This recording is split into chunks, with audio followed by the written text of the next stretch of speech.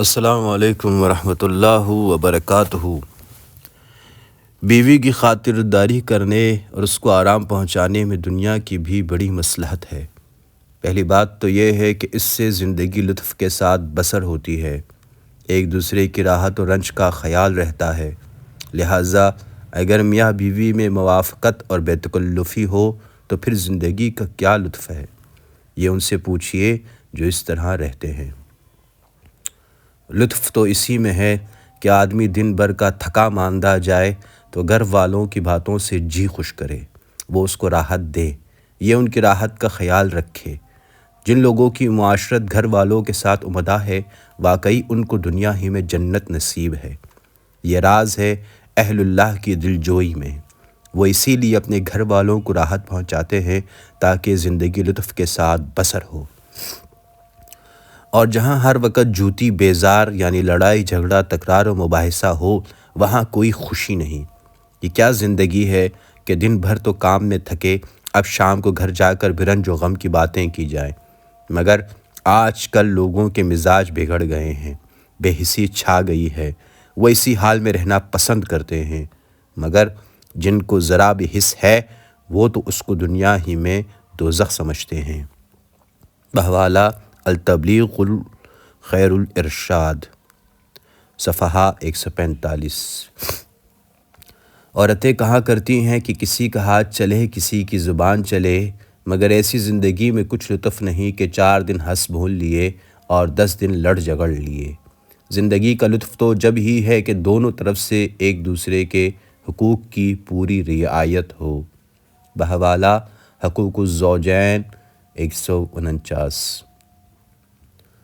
حضور نبی کریم محمد صلی اللہ علیہ وسلم نے ہمیں دین و دنیا سب کچھ سکھلا دیا۔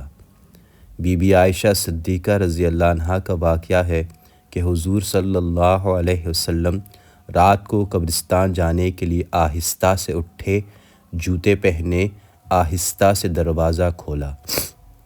پھر بی بی عائشہ صدیقہ رضی اللہ عنہا کے سوال کرنے پر فرمایا کہ میں نے ایسا اس لیے کیا کہ شاید تم جاگ جاؤ اور تنہا گھبراؤ۔ بحوالہ مسلم باب ما یقال عن دخول القبور والدعاء 974۔ دیکھیے بیوی کی راحت کا اتنا خیال ہے جو ہر طرح تابع ہے، اور اب تو باپ دادا کا بھی اتنا خیال نہیں ہوتا جو ہر طرح لائق کی خدمت ہیں۔ بحوالہ الافاظات الیومیہ صفحہ 153۔ ازواج مطہرات کو نبی کریم محمد صلی اللہ علیہ وسلم کے کسی قول و فعل سے تکلیف نہیں ہوتی تھی، لیکن اس کے باوجود رات کو جب آپ صلی اللہ علیہ وسلم اٹھے تو سارے کام آہستہ کیے تاکہ نیند و آرام میں خلل نہ آئے، جبکہ ہماری حالت یہ ہے کہ رات کو اٹھے تو دھڑا دھڑ شور کرنا شروع کر دیا اور بیوی بچوں کی راحت اور نیند کا خیال نہیں رکھتے۔ ایک حدیث کا ترجمہ ہے کہ ہر چیز کی ایک چابی ہوتی ہے، اور جنت کی چابی فقیروں اور مسکینوں سے محبت کرنا ہے۔ بحوالہ کنز الاعمال 16587۔ اللہم صلی علی محمد وعلی آل محمد کما صلیت علی ابراہیم وعلی آل ابراہیم انک حمید مجید۔